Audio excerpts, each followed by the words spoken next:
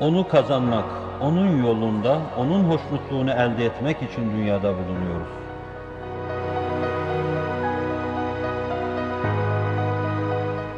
Kulluğu yakalamak, kullukta onun irfanına ermek, onu çok iyi bilmek, muhabbetini kazanmak, onun muhabbetine susamış, aç ve susuz olan gönüllerimizi onunla doyurmak, onunla donatmak.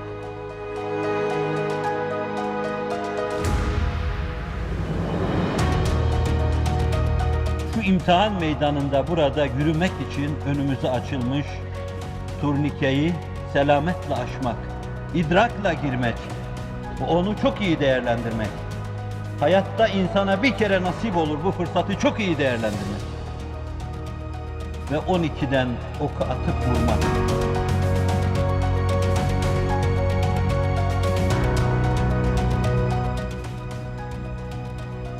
Cesetlerinize, şekillerinize bakmıyor. Kalplerinizdeki heyecana bakıyor. Duygularınızın duyarlılığına bakıyor.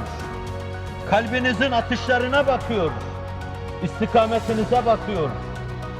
Sirete değil, hale davranışa değil bir manada, belki siret ötesi sizin varlığınıza bakıyor.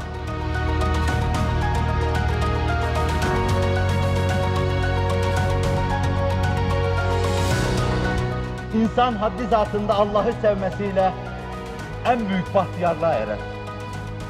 Allah'ı sevmekle huzura erer. Allah'ı sevmekle dünyada itminana erer. En büyük mazhariyet de Allah'ın onu sevmesidir.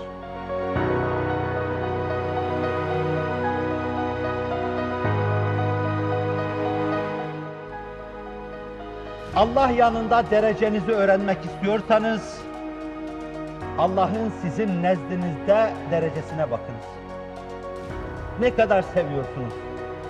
Allah'la ne kadar alakadarsınız? İçinizde yerinin ağırlığı nedir?